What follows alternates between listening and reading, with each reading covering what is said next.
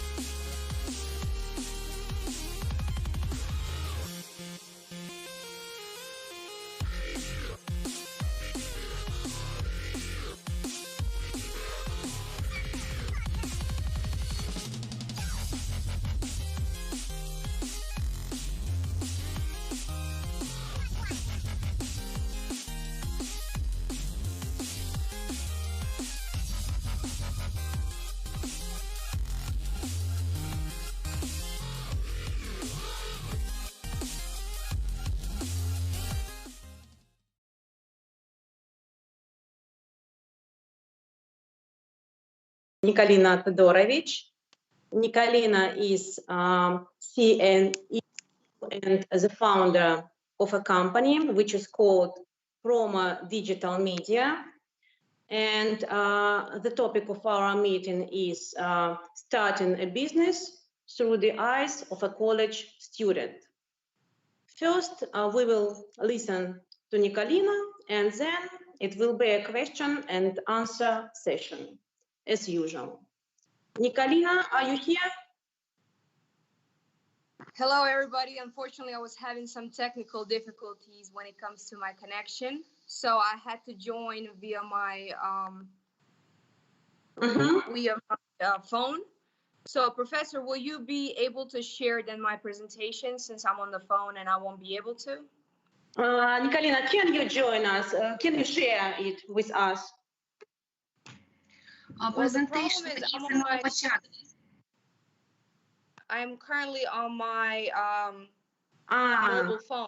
Yes, I understand you. Tatiana Vladimirovna? For some reason, my Wi-Fi is not working on my laptop. So... Presentation is in our chat, in a common chat in this meeting. In our chat? Yes.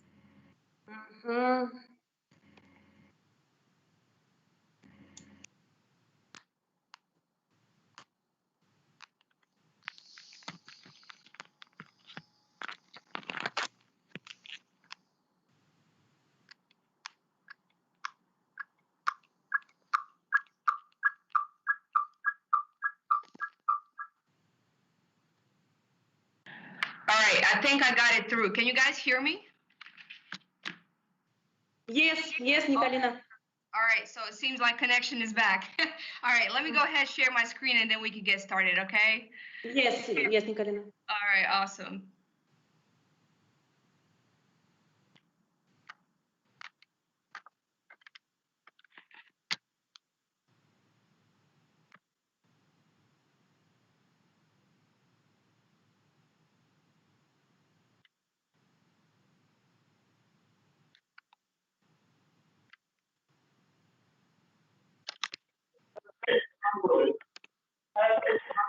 All right.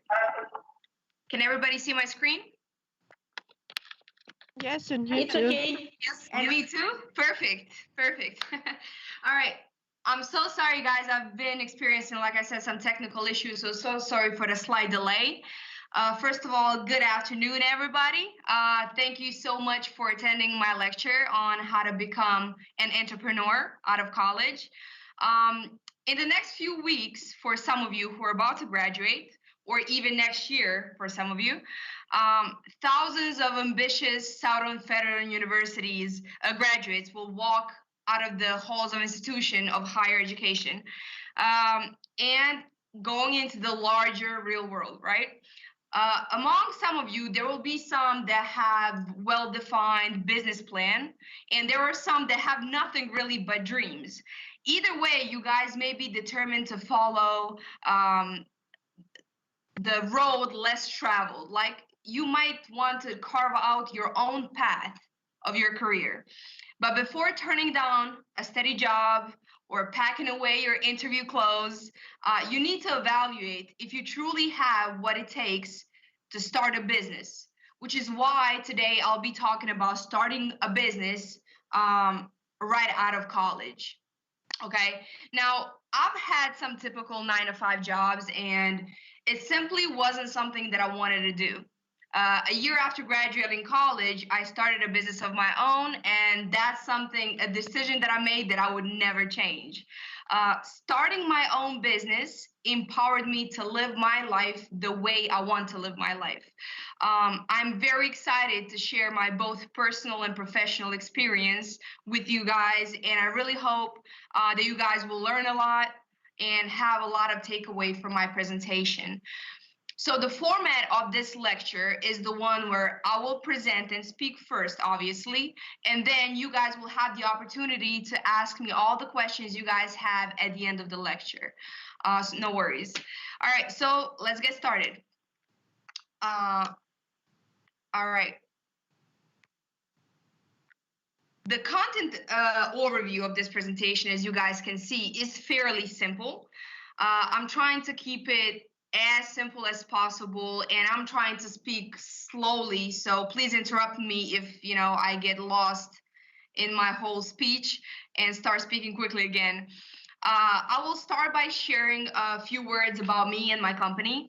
I will then explain different business types and structures, and then I will jump right into why you should become an entrepreneur, or the way I call it, a studentpreneur. And then I will go ahead and explain how to survive as this studentpreneur, how to overcome some of the challenges that, for example, I found along the way, that some of the challenges that I experienced. So we're gonna dive right into that. Now, for those of you who don't know yet, and I'm sure I kind of heard Professor Drokina give a brief introduction. My name is Nikolina Todorovic. I am a Serbian national. I'm currently in the process of obtaining my second master's degree here at Southern Federal University. But this time it will be in international business management. However, before coming to Russia, I spent 7 years in Miami, Florida, America, and I actually landed a full athletic scholarship to go and play basketball for Miami while studying for the top national collegiate league in America. I played in the NCAA League Division One. And I was only 18 when I came to America the first time. It was in 2013.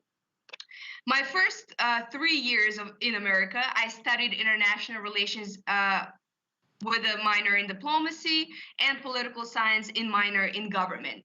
So it's different from Russia. The way American educational system works is that you can take as many classes as you want, and you can take whichever classes you want, as long as these classes satisfy the university curriculum.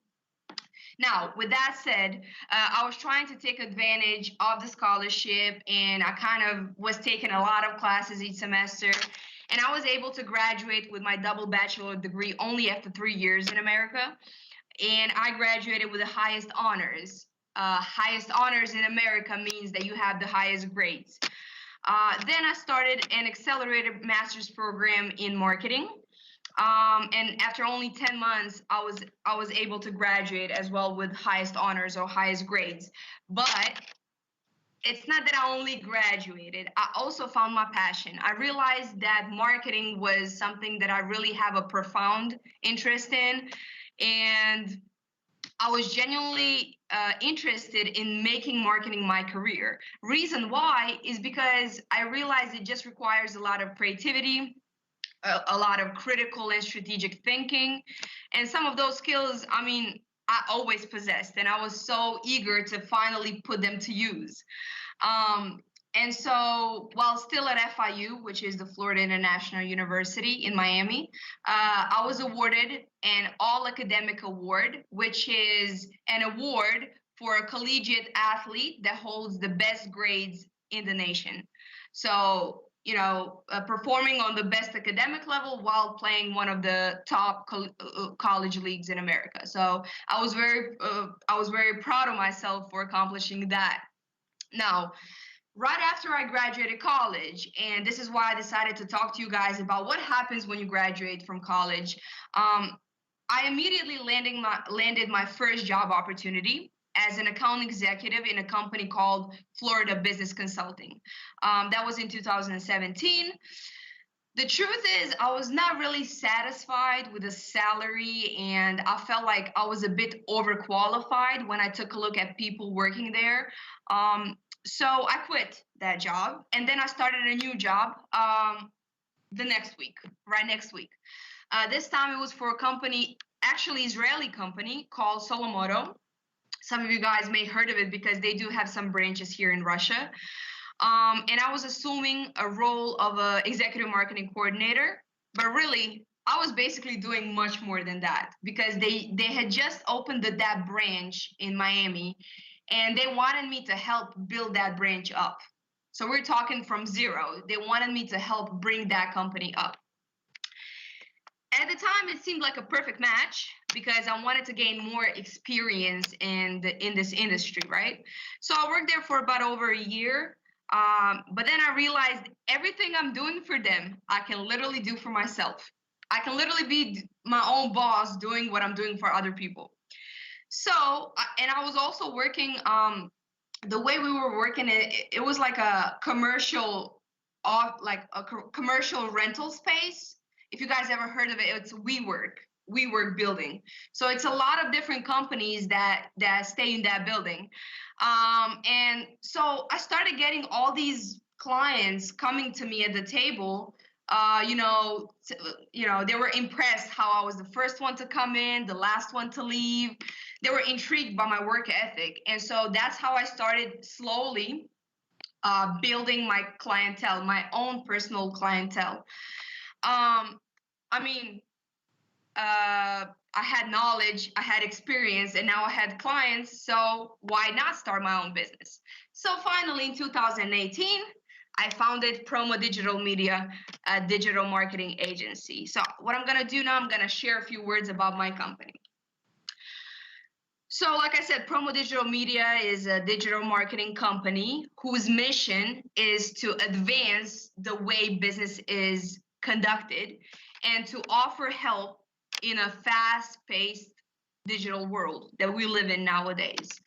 Our digital strategies were made in line with international standards, which allows us to kind of provide most up-to-date solutions for the digital challenges emerging in the field of marketing. We offer a wide spectrum of services. You guys can see them here listed. Search engine optimization, social media management, pay-per-click advertising, email and content marketing, and so on, and web design, of course, and so on and so forth. We're currently operating on 5 different continents, which officially makes us a global virtual brand. So we have clients currently that we serve on 5 different continents. Since 2018, we released a bit over 800 projects, and we obtained over 24 digital marketing certifications. So I'm very, very proud of that and very excited for what the future holds. Now, as you can see, my company offers services. Your future company might not, right? So let's take a look at different business types. If you're considering starting a business, the first step is to decide what kind of business you want to run. So there are 3 major types. The first one is service. Now, as the name suggests, this type of business provides a service to its customers rather than tangible physical products. People in this type of business usually have specialized skill or expertise in a certain area. Some of the examples can be, salons, accounting firms, law firms, hospitals, and so on and so forth. My company would be a great example of a service business because we don't offer tangible products. Obviously, we offer service. The next one you guys see here is merchandising. Now, merchandising is sometimes called buy and sell business. Why? Because this type of business buys products at wholesale price and then sells them at a retail price. So the profit comes from selling a product at higher price than their purchasing costs. Some example of merchandising business would be grocery stores, resellers, distributors, and so on and so forth. Manufacturing is the third type of business. Now, manufacturing, combining raw materials, labor, overhead, manufacturing business buys products and uses them, kind of puts them together to make a brand new product. And then these goods are sold to the customers. So you can buy, when you're assembling a car and you're manufacturing a car, you're buying different parts from everywhere, you're putting them together, and you're basically creating a car, right? The 4th type is a hybrid type. Now, this type is, the reason why I said 3 types of business is because the service, merchandising, and manufacturing are the 3 basic ones. Some businesses, however, may fall into more than one type. Maybe they're not only service, maybe they're also merchandise, maybe they're also manufacturer. For example, restaurants. Restaurants buy ingredients to make something new to cook, right? Which is manufacturing. They sell bottles of wine, which is merchandising. They sell it from somewhere, they buy it from somewhere, and then they sell it.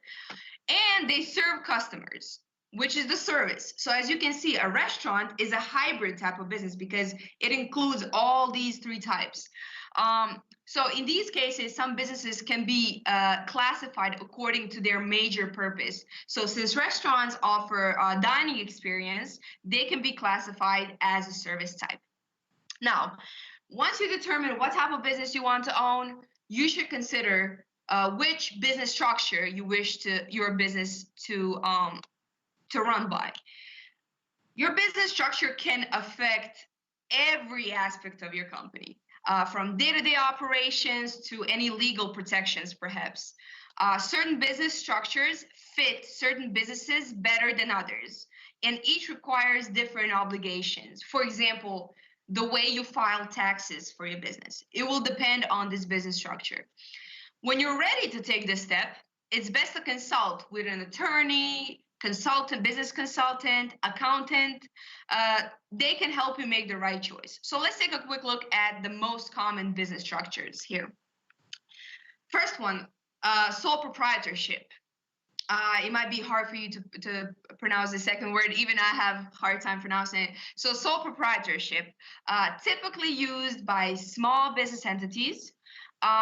This kind of business is owned only by one person. This is why it's called sole, okay? Like in Spanish, solo, like one person. Your business assets and your liabilities are not separate from your personal assets and your personal liabilities, which means you will be held responsibly for any business debts and obligations. If you owe money, you're personally responsible to paying it back, nobody else.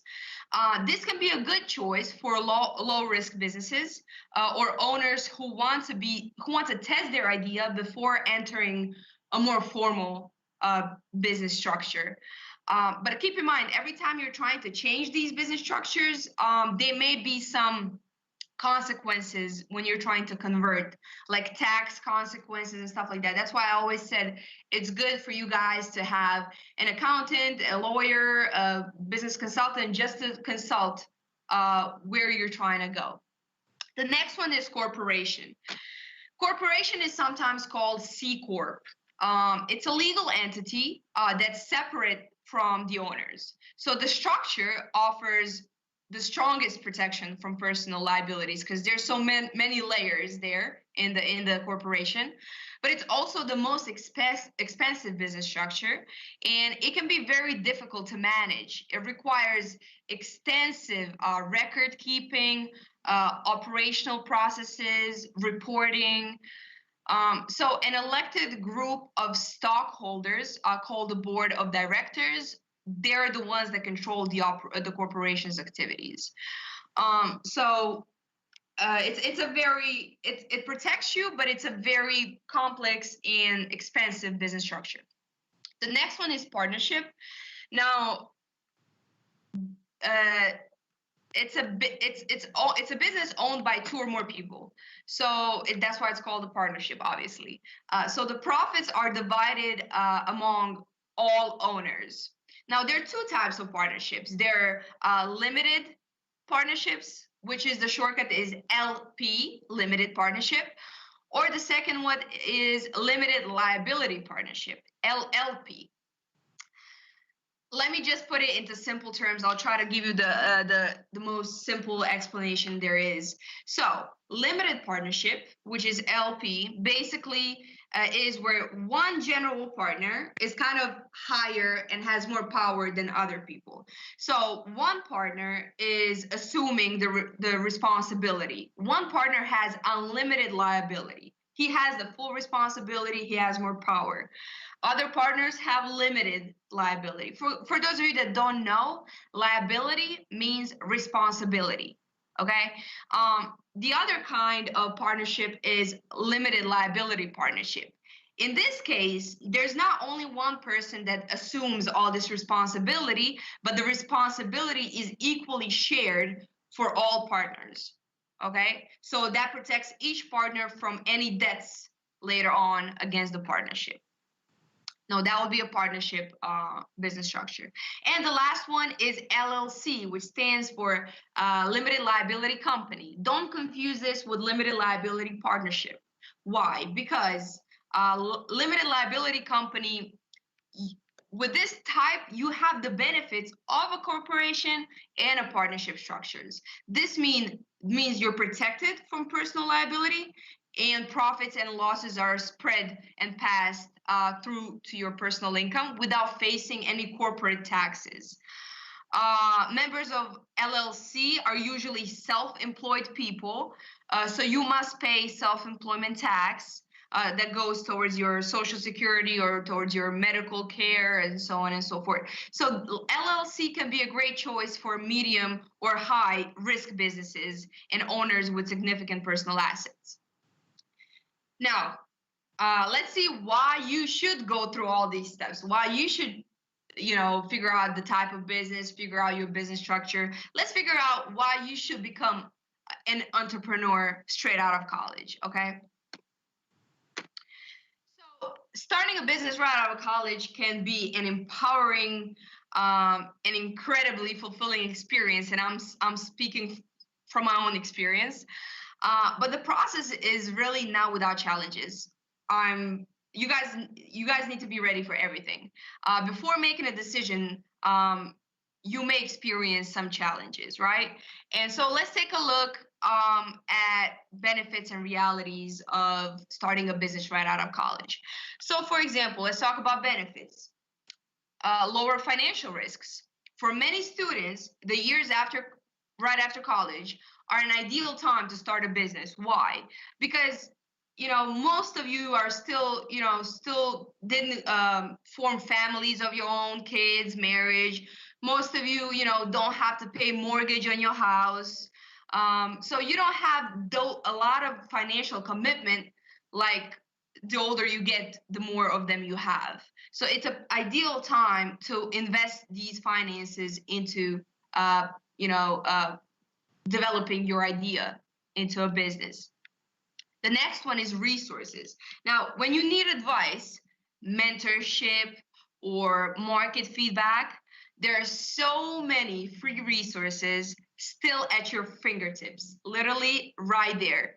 You have alumni organizations, people that graduated already, right, from the university. You have professors, you have peer networks, you have campus services. Now, I'm not exactly sure about the physical campus services here in Taganrog, where I am right now, but there are many things that you can use, a lot of resources you can use that can help you, okay? So, for example, Southern Federal University has a partnership with Coursera, a learning software which you can access for free, and you can get certified in any kind of industry you're passionate about for free, okay? And I think it's pretty cool. So you have to remember, older entrepreneurs, older people, they have to pay for things like this. They have to pay for consulting, for career advice, for these resources, but you do not. So you should take advantage of all of this stuff while you still have a chance.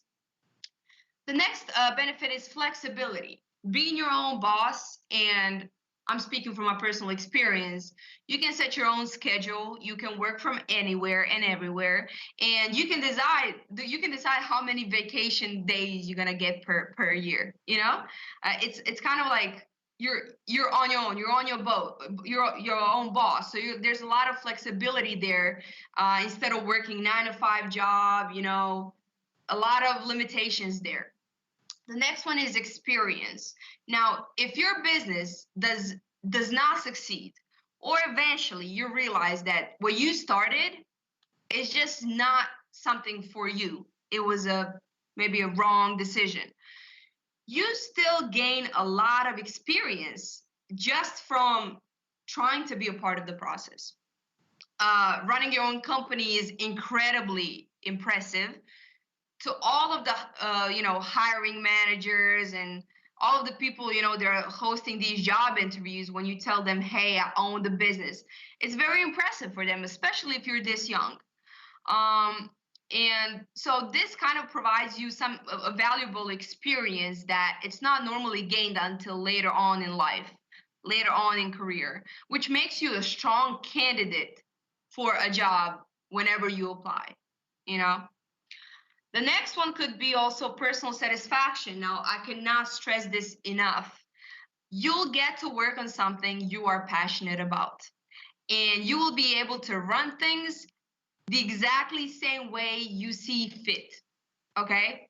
It's if you are not happy with what you're doing, your business could never thrive. You know, you have to be passionate about what you're doing. You have to be motivated. You have to be simply interested in the idea you're trying to pursue. Now, let's also take a look at some realities here. For example, limited income. So we did say you have lower financial risks when you're done with college, but you also have to understand that starting a business, especially at the beginning, does not bring a lot of income, okay? The income may be slow, and matter of fact, you might not even see it for the first few months or even years, you know? So it just really depends on the kind of business and everything else. But you also have to understand that it might take an outside job, a side job for you to help fund your business. So with this limited income, with your business not earning enough money, you might have to get a side job. The next one is potential debt. Now, starting a new business can be a big source of debt, and I know that firsthand, especially in those early years when you're not making much money. New graduate students who already have a lot of debt from perhaps student loans. Well, in Russia, as far as I'm seeing, the education is mainly free. For example, in America, I remember my bachelor degrees cost $150,000, and I was on a scholarship. So I'm trying to think how those people who are not on scholarship, they have to take a student loan. So it's very hard. It's very easy to kind of get into debt after that because you already have a student loan and now you're trying to invest some more money in the business. So it might not be the same specifically for Russian educational system and Russian students, but I thought I should just bring it up and share the information. The next one is learning gap. We're still young, you know, and every student is different, but it's important to keep in mind that you have relatively little experience or awareness of what to expect in the business world when compared to those who have been in the industry for decades. We're still young, we're still inexperienced, and I can still even say that for myself. Even though I've been in the same industry for a long time, I still feel like I'm young and I have much more to learn than those people that have been in the industry for a decade or two. So you'll have to work extra hard to simply fill in your learning gaps quickly. The next one is self-dependence. Starting a business can be lonely, especially in the early days. In addition to tackling significant business problems right away, young entrepreneurs spend much of their time alone since they don't have the funds to hire employees, right? So outside work, things aren't much different. Long hours spent on the business, also less time with family and friends. There's simply no such a thing as leave work at work. You guys probably heard it. Leave work at work. When you're done with work, you're done. That thing does not exist when you're an entrepreneur. So you alone are responsible for making your business a success. And there is no break. There is no leave work at work. You constantly have to keep at it. And lastly, wearing all the hats. Unlike traditional jobs, where each employee has a specific role, business owners simply wear all the hats. They're a marketer, they're administrative assistant, they're accountant, human resource manager, sales rep, content developer. Should I go on? So you're assuming all these roles at once for at least the first few years. The day-to-day grind can be exhausting. and can pull it can distract you, it can pull you away from the goal because you have so many responsibilities to kind of juggle. So with these things in mind, what do you have to do to launch a business right after college? First, you have to identify your motivation and make that your business idea. Long before deciding what your business should be, you need to understand why you want to start a business in the first place. I will dare to say it comes down to knowing yourself. You need to have an understanding, like I said before, of what brings you happiness. Ask yourself, what gives me the fulfillment? What gives me the satisfaction in life? And then do that and earn money for a living. Okay? The next one is to create a business plan. It's really not hard to just dive right into building your business after you have that initial spark, that initial idea, right? But you have to keep in mind the long-term success that simply is required. You need long-term research, long-term planning, especially if you want to avoid being one of those 96% of businesses that fail in the first decade of their existence.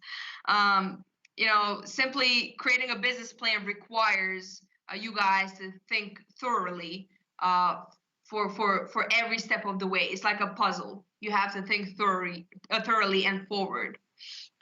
The next one is to make sure you do diligence. What do I mean by this?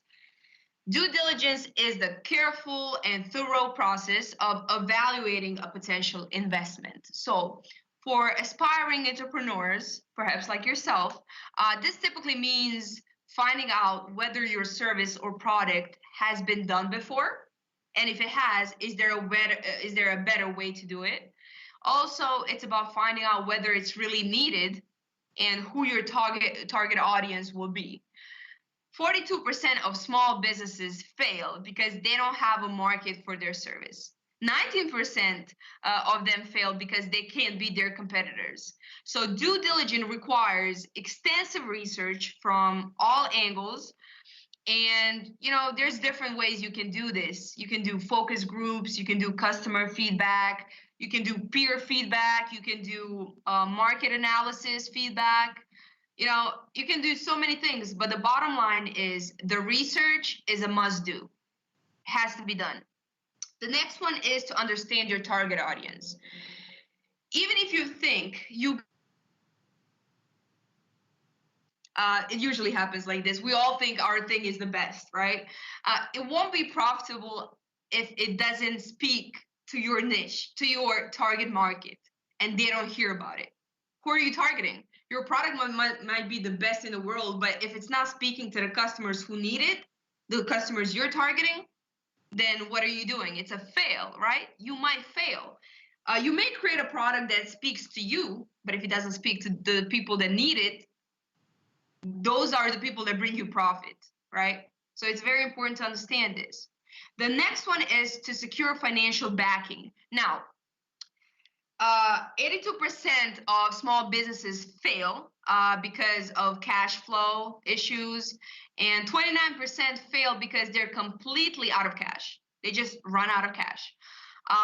Depending on the type of business you want to start, it may be necessary to raise some funds before you start doing anything.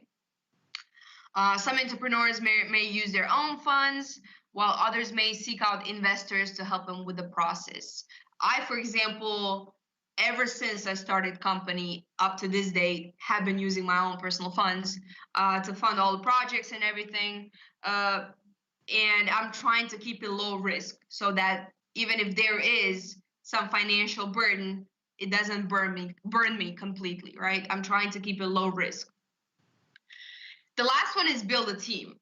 Now, hiring the right people can make or break a company, especially when it's just starting out. Before hiring can begin, however, you have to decide if you can financially support an employee.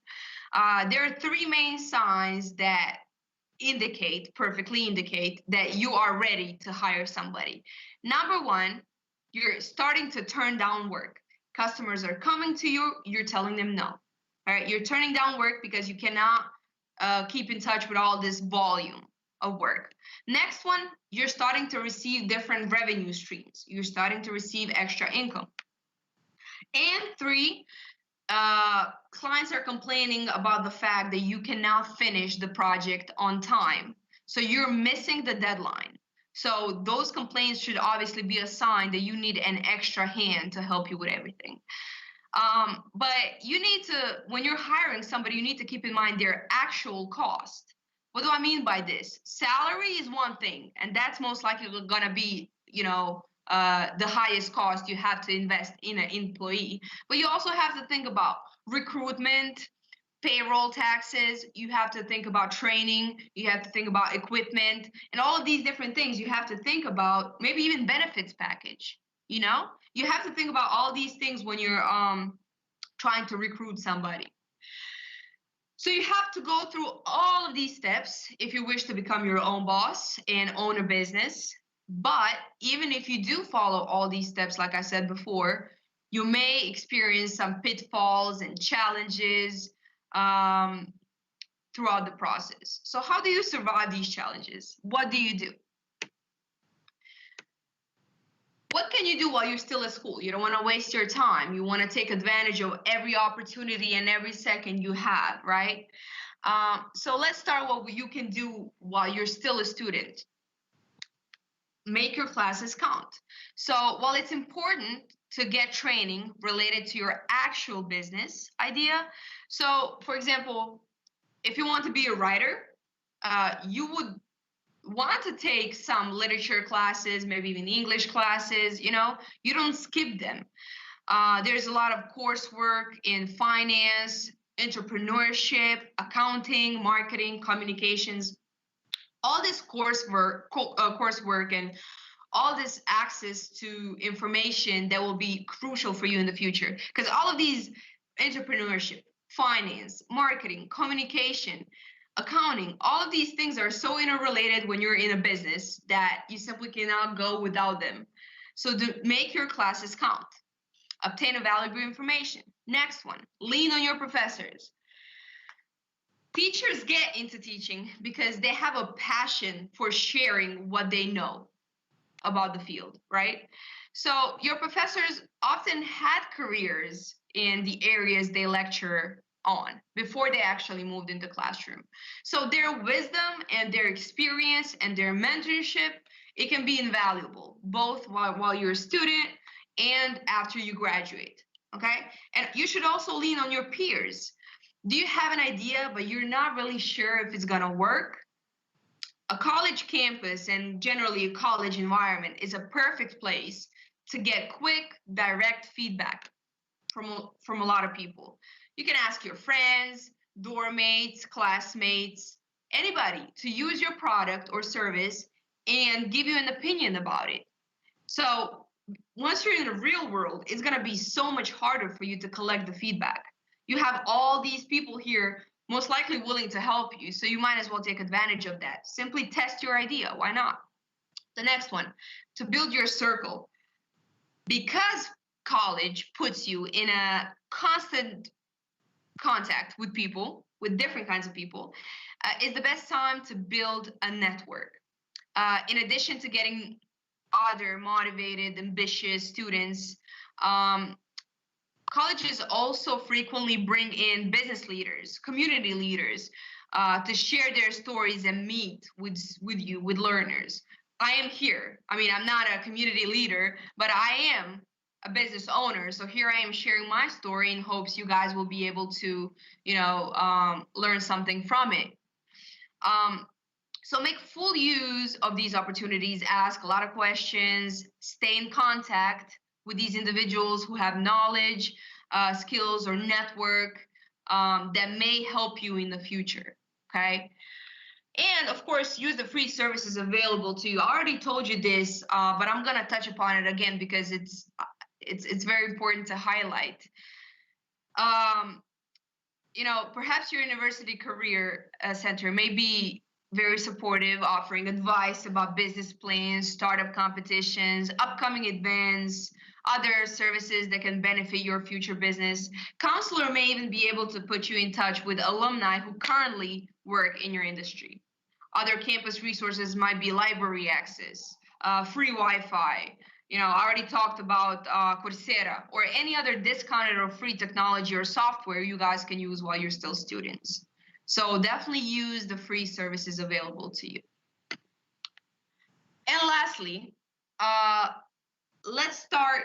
I mean, I would love to give you guys some valuable suggestions you need to take into consideration on top of everything I already gave you if you guys wish to start a business right out of college. Let me elaborate on these suggestions a bit more and give you some additional personal advice on what you should do to become an entrepreneur or a studentpreneur. So let's start with some technical suggestions I have for you. Like I mentioned briefly before, you need to get a side job. Many young entrepreneurs want to throw themselves completely into their idea, but building a company takes time and money.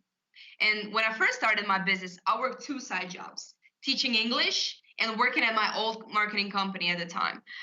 These 2 side jobs definitely helped me. They were crucial because starting a business is not cheap, is not glamorous, and you quickly burn through your cash, through your money. So getting a side job is, maybe it can be a part-time. If you don't have enough time to focus on your business and on the side job, just get a part-time, limited hours or something like that. The next one is to develop industry expertise. It's simply in our young, youthful, should I say, nature to just jump into things thinking we know how to do it, thinking we know it all. But that's really not the way it is, and it's really not the best course of actions. You don't want to bump your head against a brick. You need to know who the big players are in your industry. You need to know how they deliver services or products. You need to know how your customers purchase those products, your competition, how do they operate. You need to literally study the techniques and the strategies around you.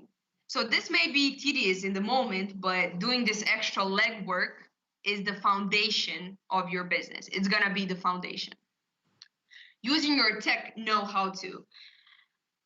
Times have changed. So now students are digital natives, digital nerds, right?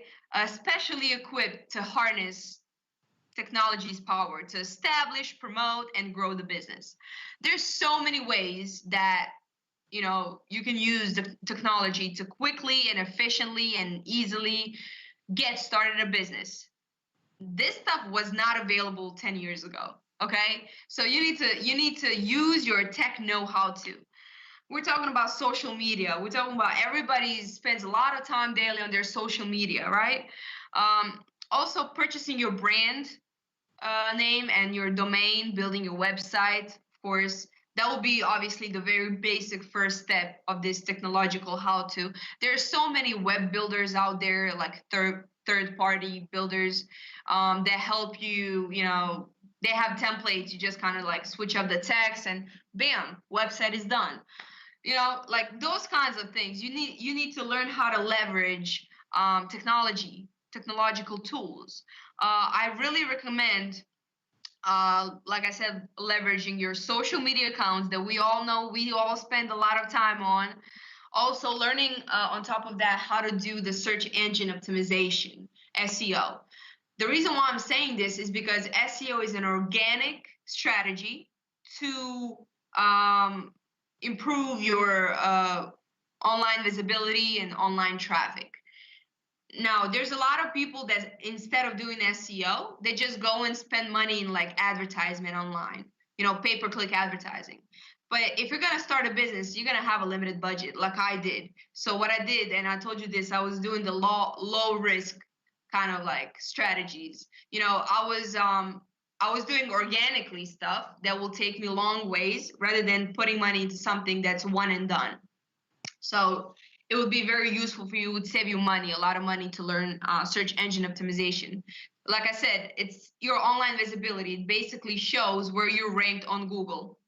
So obviously, if you're ranked first on Google, there's not going to be end to your traffic for new customers and everything, right? So that's the ultimate goal. The next one is your product must be customer oriented. We often think that we know what our customers want, but more times than not, we don't really know exactly fully what they want. And so sometimes our ideas need a little bit of tweaking. Trust me, your ideas will shift. Your ideas will change eventually. Always talk to your customers about what they think about your product, especially customers who have actually purchased the product.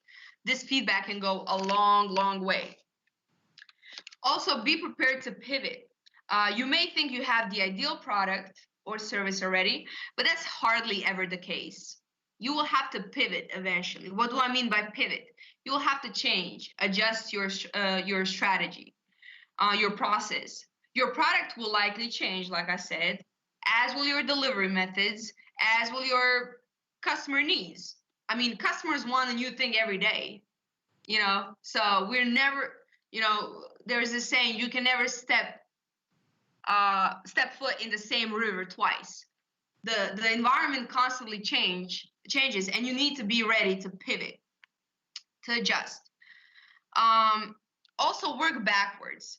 So one of the most common problems that there are here, and especially with students, and something that I had issues with as well, partially, is that we often make the mistake of creating a service or product before doing due diligence to see if it's actually needed, right? So you find the problem, you find the customer, and then you go backtrack to develop your product. You don't do it vice versa. You don't develop a product first, and then problem. Now we have a problem, or there's no market, or we have too high competition. You don't do it like that. First, you have to get insights. You need to find the problem, and then you need to go back and then create a product or service that you imagined, right? And the last one, develop discipline. Passion for an idea will only get you so far. Passion is great to get you started, but it's not gonna get the work done on its own. It's a sore subject for us young people, but discipline is much more important than passion. Passion will fade, like I said. When times get tough, there's challenges, problems. You become broke. You don't have no money. The passion goes away. But discipline is something, it's a skill that's going to keep you going every time. It's going to keep your eyes on the prize at all times. So it's very important to develop discipline. Now, I would like to share some personal advice on top of these technical how to start a business suggestions. Remember, follow your passion. I kind of mentioned it before, but seriously, guys, as an entrepreneur, the importance of doing work that brings you joy and fulfillment, it cannot be overstated. In fact, a founder's passion is key to ensuring a business success. Doing work that has meaning to you will provide the motivation that's needed for you to go through all these rough times and challenges and to survive in this business environment. Okay. Also do the research. Also mention this one. The only way to know if what seems like a great idea in your dorm room or your garage or whatever can become a viable business is to do a research. You have to do a research. Take the time to study the market, competition, target audience, and all of other elements that go into building and establishing a new business. Understand that operation and finance of the business, very important aspect. You will have to know how to handle these things. Too many new students just want to do the fun thing, right? The strategy, the innovation. Unfortunately, you have to spend time developing the depth of your experience. Not only, you innovate product and that's it. You actually have to gain experience in what to do once the product is there, right? The next one is to network constantly. A strong professional business network often makes the difference between making or breaking your business, between success and failure. And one way to build this network is definitely to make connections as often as possible and with as many people as possible. While building your network, you can't just ignore potential power of your existing relationships that you have right now. People around you, your friends, your families, your your professors, your neighbors, if I said it already, your community leaders, your past employers. You should not overlook the importance of those existing relationships, because they are the ones that they most likely want you to succeed. And they not only can help you, but they can also provide solid advice, valuable introductions to some other people, simply an ongoing support and guidance for you to succeed in your industry. Next one, develop great communication skills. Now, we all know, and it's an old topic, that communication is a fundamental skill in life and in business. In fact, interpersonal communication can be challenging for many college students, because we just grew up in a different time. We grew up in a world where so much is shared via social media, texting, direct messaging. It's different. Our communication is different from what the previous generation had. So we just need to kind of work on these personal or interpersonal communication skills. Another component of good communication is finding a way to tell your company's origin, the story. How did you come up with this idea? Why did you come up with this idea? To be able to tell this story passionately, clearly. I'm here sitting in front of you guys, and I am sharing my experience, my life experience, how I came to the idea of opening my company, and I'm showing you all these things that we were able to achieve in only a year and a half. Just the whole story resonates with passion, because I'm very passionate at what I do. Your story should be the same. Your story should be just as passionate every time you're talking about either yourself or your business. I actually have, in college back in Miami, we had this great practical exercise, and it was called elevator pitch. And I'm sure those of you that have never heard of elevator pitch, what does it mean? Elevator pitch is about 20 to 30-second introduction. Let's say you're going, in a hotel, in a building. It's called the elevator pitch because, let's say, hypothetically, you meet somebody in the elevator. Can you guys hear me? I'm getting some bad quality here. Can you guys still hear me? Yes, Oh, Nikolina. Okay, because I'm getting some notifications of bad network quality. So let me continue. So if you're you're in an elevator with somebody, elevator is going fast. You only have about 20 or 30 seconds to gain their attention. So what you say in those 20 to 30 seconds is going to be crucial of how that person perceives you. So you have to work on kind of like having your elevator pitch ready at all times. We had this practical knowledge. I actually memorized my elevator pitch back in college. It was we had to do it because the importance of this can really take you. Maybe you can meet somebody very influential in your industry, or you can meet somebody who knows somebody very influential in your industry. All you need to do is gain their attention, and you won. So that's why it's important to do, this elevator pitch and have stuff ready for you even before it happens. Prepare, sit down, write 6 sentences about you. Some of the sentences that are very eye-catching, and practice them. And so when somebody says, "Hey, what do?" You don't just like say, "Hey, I'm just, an entrepreneur." You tell them what you do in a passionate way. You share your story. Now, for those of you, we might have some shy students and people that are simply not good at this kind of communication, and they struggle with, the verbal aspect of things. What I can suggest you to do is maybe like prepare answers to questions ahead of time, something that you assume people will ask you. Simply plan the response, write them down, practice them in front of the mirror, and also practice them in front of your colleagues, your friends, your family members. Maybe they have like different degrees of knowledge about your business and industry, and they can give a valuable input in how you're communicating.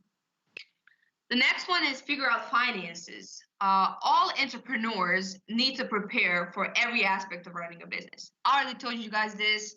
Obviously, it includes solid, sound understanding and ability to manage your finances, all the financial aspects of your company, including financial analysis, financial taxes, budgeting, all of it. So it will most likely be a while before your company is able to hire a financial expert. So you need to know how to juggle these financial terms by yourself. The more comfortable you get, the better, obviously. The next one is to understand that failure is part of the process. This one is very important. About 50% of small businesses fail by their 5th year. They fail. This sobering fact may be enough to, kind of maybe change minds of some students about starting a business, or, just dissuade those with low tolerance for risk for ever starting a business. Oh, that's too risky, we'll fail, I don't want it. However, you have to understand that you should not fear failure by any means, because instead of,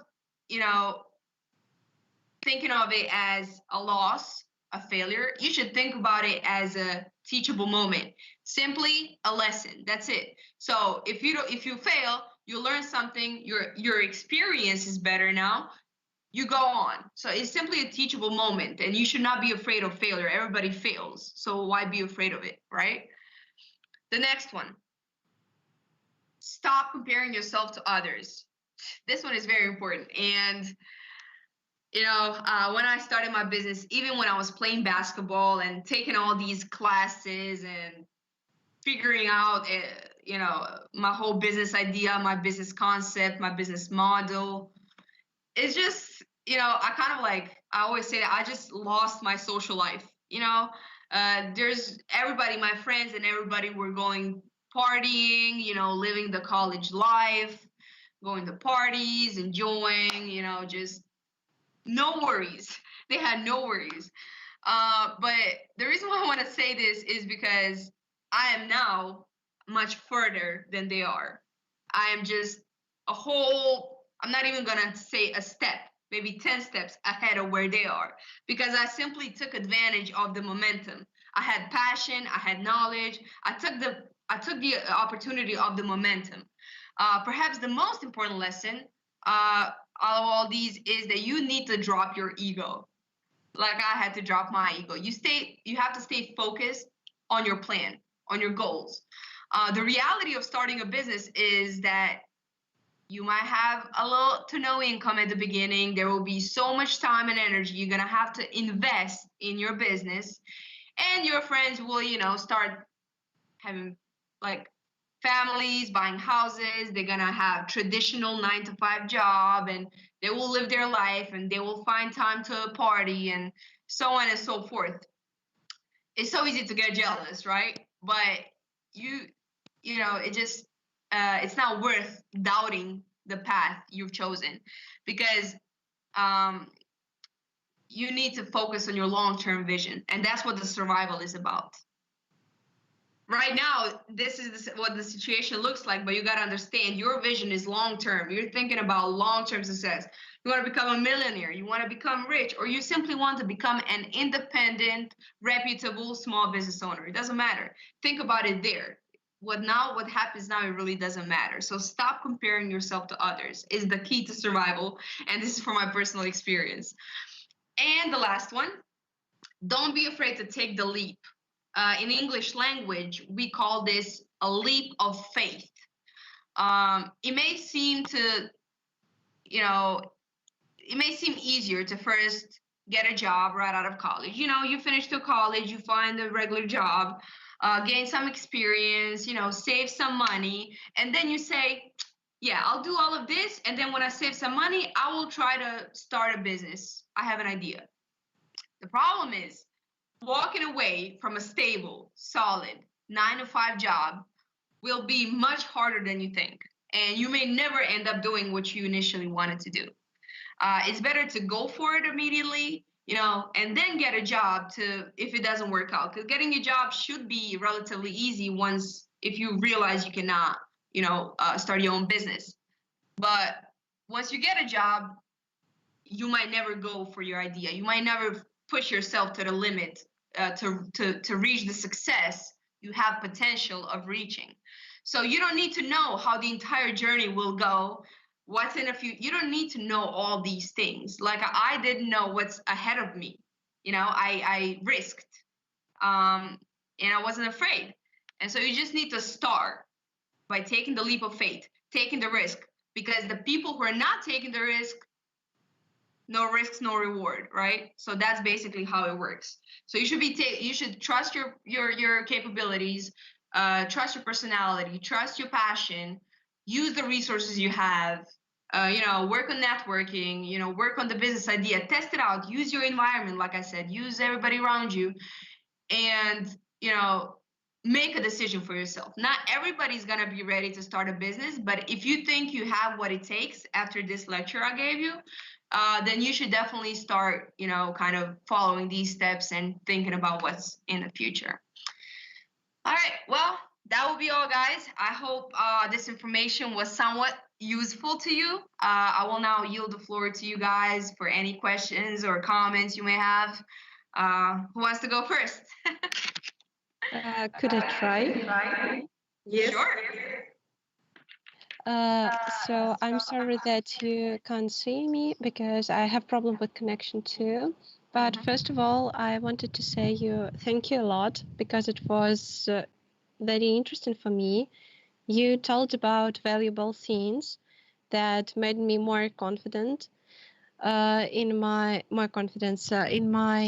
thoughts about creating my own business. But I have some questions. And first of all, what is the most important thing, the advertisement or feedback when you make your own business? They serve different purposes. So feedback is there to help you, improve and better satisfy the customer demand. The advertising is not there to satisfy the customer demand. The advertising is there to satisfy you. The advertising is there for you to promote your business, to get those customers to buy you. But for them to be able to buy, you need to have a good product, which is why customer feedback is much more important for you to make your product better. So then you can advertise. Then you're more capable. What's good with advertising if your product is not good? So make sure you get your customer feedback first before you do anything else. Thank you a lot. What else do you have? Do you have any other questions? Anybody? Yeah, I have a question. First of all, I want to thank you for this inspiration, and I point out to you at the conference, and I couldn't wait to see you again, and I'm very happy. So my question is, weren't you scared to start business in this niche because of the fact that majority of entrepreneurs, they are male, and is it harder to be female entrepreneur, or everyone struggles equally?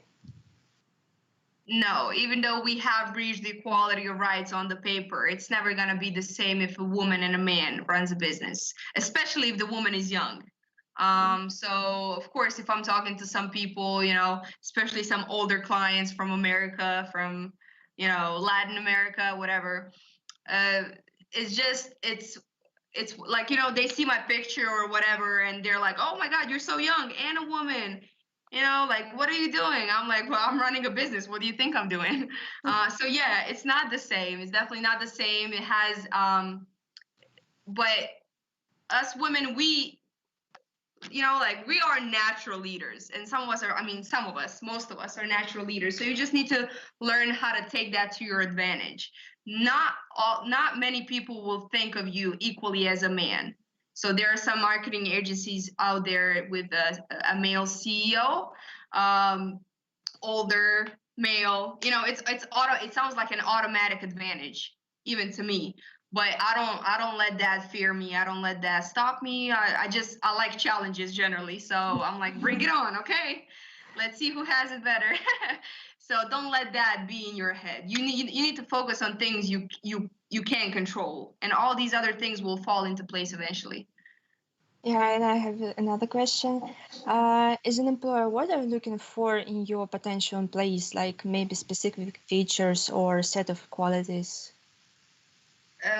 I'm sorry, you asked if there's specific requirements my potential employees have to satisfy? What are you looking for in your potential employees? The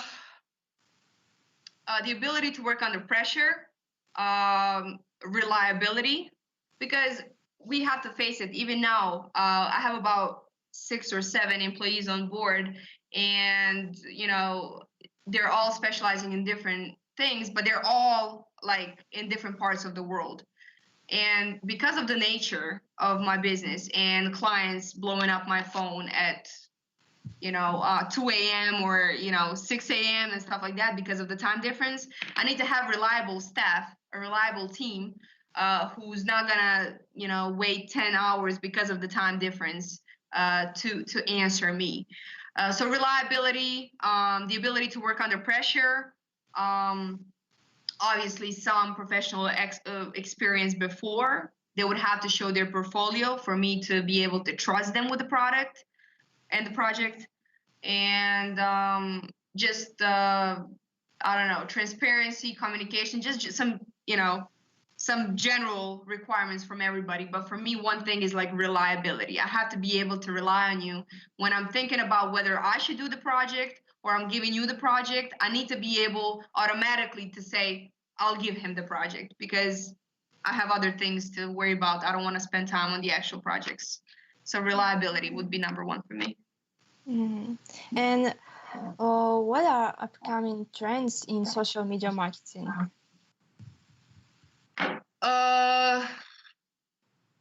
Maybe TikTok. Oh, you mean the platforms? Yeah. Oh, yeah, TikTok. Well, I always say I'll leave TikTok for the children. I usually just say that, yeah, sure, TikTok is there, it's coming up.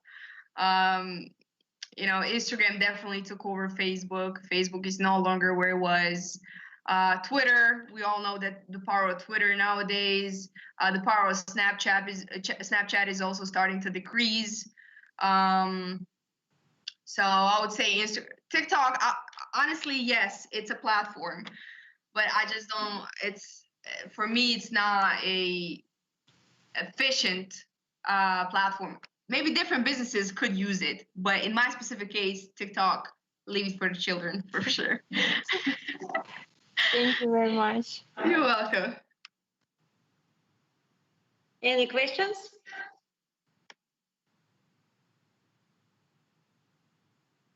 Nikolina? Okay. Sonia? Mm-hmm. Yes, you're welcome. I wanted to clear one thing out. So you think it's better to start business right after graduating than gaining some experience as employee and then launch something? I think it's better to start right after college. The reason why is because once you taste that stability in a 9-to-5 job, do you really think you're just gonna be one day you're just gonna tell your boss, hey, I'll quit, I'm gonna go start all my business, I don't know what my salary will be, I don't know what I'll do, but I'm starting. It's gonna be very hard for you to walk away from the stability you have at your traditional job, so Thank you. I think it's better. I mean, what's the worst thing that can really happen? You guys are not dealing with these student loans of hundreds of thousands of dollars, like for example in America people do. Like your education is more available, freer, so you don't have as much of those kind of expenses when you're a student. So do you really think it's going to be easier to invest all this money once you have children, husband, you have to pay for your car, you have to pay for your house, you have to pay for food in your fridge? Like, it's going to be so many expenses, you're not going to have extra income to start to like kind of put towards your business idea. That's why, I started it that early, because I just want to be ahead of all of that, so I can provide better once all of that happens. Once mortgage happens, family happens, I can provide better, because I'll be ready by then. Thank you. You're welcome. Nikolina, and one more question from me. You have mentioned several services your company provides, and which one is the most profitable for you? I would have to say one time would be website design. It's a very profitable service, but it's a one-time service. You don't design a website every month, you know? So if we're talking about one-time services, I would say website design. If we're talking about monthly services, I would say search engine optimization. Reason why is because it just takes a long time for search engine optimization to work. So I always tell my clients, there's no way you would be crazy to spend your money on 1 month of SEO. Nothing's gonna happen. So unless you're constantly in the strategy for a minimum of 6 months, then you know, you will get the results. And then I close them on that kind of service. So that would be the best paid right now. And the best thing about it is I'm delegating this service to one of my employees, so I don't have to waste much time on it. It doesn't cost me much, but I get majority of the money, so it works perfect. Thanks. Who else? Who wants to ask a question? Nobody? Nobody wants to ask a question. Okay, so we have no more questions. In this case, Nikolina, thanks a lot. In my opinion, it was rather interesting. It was very useful for our students, and I consider it was very motivating to start a new business. It was very motivating. It was rather exhaustive. And we appreciate your participation so much. Thanks a lot. Absolutely, no problem. No problem. Thank you very much. I want Yes, to say, Татьяна Владимировна. I want to say thank you very much for your excellent presentation and answers, and come in our business club again, please. Absolutely. Thank you for having me. И в заключение я хотела бы уже для всех объявить, что 4 июля у нас в бизнес-клубе будет еще одно мероприятие, куда придут наши работодатели, бизнес-партнеры, и мы с ними поговорим о том, какие перспективы личные, учебные, профессиональные в плане развития ожидают наших студентов, и те, которые к нам придут учиться, и те, которые обучаются в направлении бизнес-информатики. Всех приглашаю. Вот. И на сегодня все. Большое спасибо всем.